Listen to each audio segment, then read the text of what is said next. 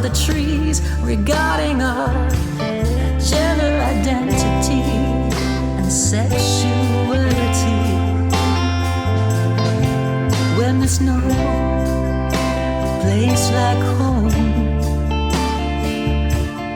empty air, an empty establishment. Friends with Dorothy, fighting for your civil rights. Out on the cruel streets tonight. Okay, our next speaker will be Olive, who is a human rights activist with Intersex Ireland and one of their founding members.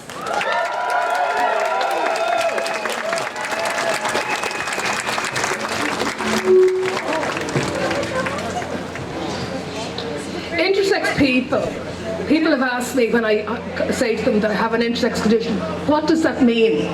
There's a lack of understanding and there's a lack of knowledge about what exactly it means. Intersex people are individuals born with any of several variations in sex characteristics, including chromosomes, gonads, sex hormones or genitals that do not fit the typical definition for male or female. We're a tiny minority, we're only 2% of the population, and we're invisible. We're absolutely, and that is a huge difficulty. I don't know how many of you can actually think of your local, any of your local public representatives, be that senators, councillors, TDs, that have an intersex condition and are out. I can't think of any in the whole country. I don't know any in the whole country. The only role model for children are athletes, and we saw how Caster Semenya was treated in the Olympics. We saw how our intersex athletes have been treated.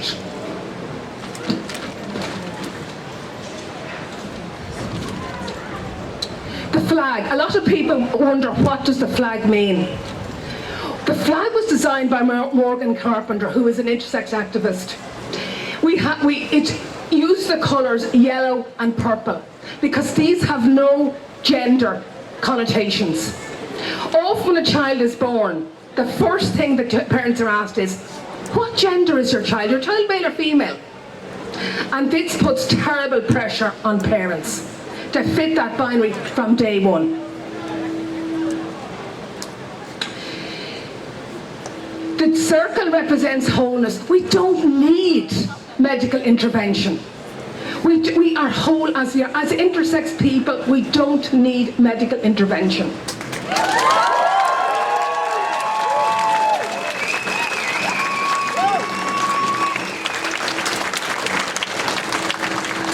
Bodily integrity is the biggest cornerstone of our movement. We're trying to get bodily integrity for intersex people.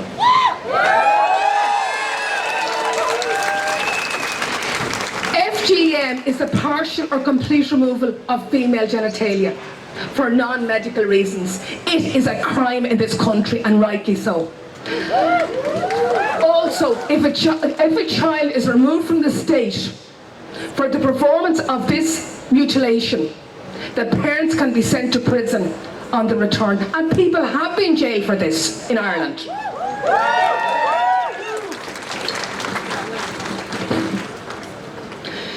But intersex genital mutilation is a very similar surgery, but intersex children and babies are given no legal protection against this. Intersex parents experience pressure to change their babies' bodies, because a lot of people blame the parents of intersex babies. This is totally unfair.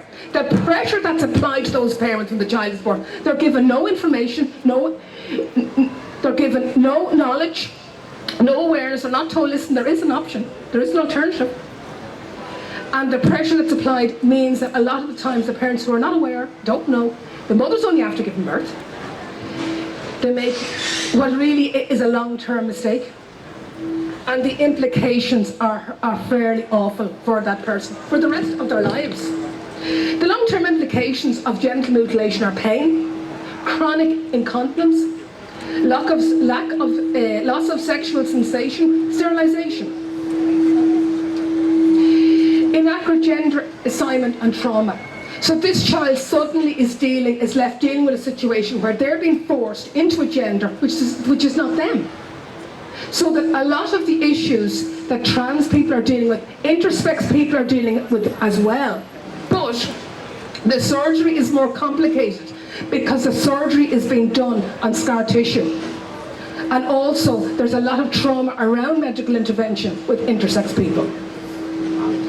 The UN Special Rapporteur on Torture calls for an end to coerced and involuntary genital normalisation surgeries. It's considered torture, yet we're doing it down in the hospitals in this country. In September 2020, 34 countries signed a statement condemning the medically unnecessary surgeries on intersex children. Ireland was amongst the signatories, and yet no legislation has been passed in this state. And surgeries continue.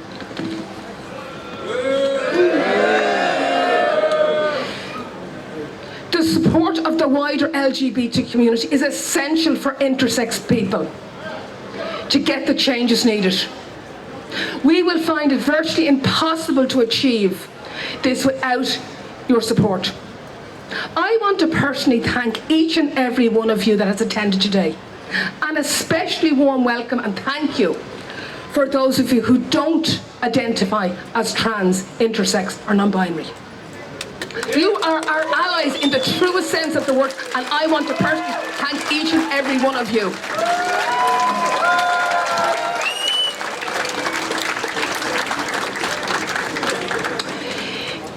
It is essential that sexual characteristics are protected ground in the Equality Act. At present, it is in the draft of the hate legislation, and it is essential it becomes law. I know a number of intersex people who've been attacked for being intersex. It's essential that this goes through. Up until we were being left out of hate legislation. The Irish Census 2020 erased intersex identities, and this was deliberately done on behalf of the state. There should have been more detailed questions on sex and gender. And if people left this blank, it would automatically be filled in. So they're going to do what they did as a baby. They're going to choose your gender for you again, a second time.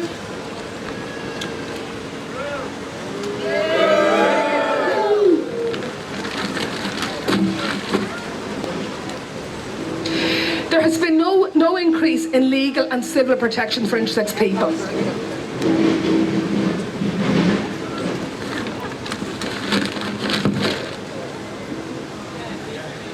I also want to say about the schools.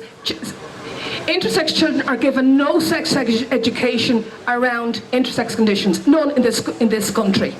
So they're developing in a way that is not in their textbooks. This causes huge distress. A lot of children are also diagnosed with intersex conditions at puberty, when their development is atypical. There needs to be a HSE-funded counselling service for children in this country who have intersex conditions.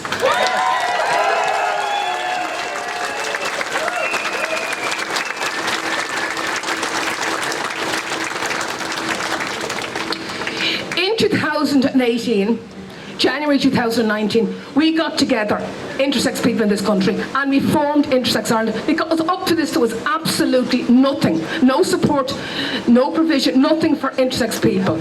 And they were dealing with all of the issues that I said earlier after they had had surgery. And the psychological impact on having an intersex condition that you're trying to hide because there is no support available was absolutely horrendous. The rates of mental health and suicide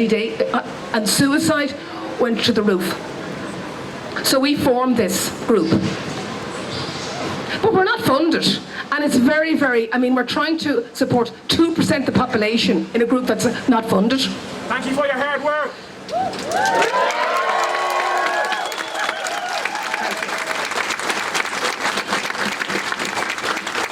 Thanks for giving me the opportunity here to speak. As I said, intersex voices are often not heard, and I want to really thank each and every one of you. Couldn't see the haunted forest for the trees regarding our gender identity and sexuality.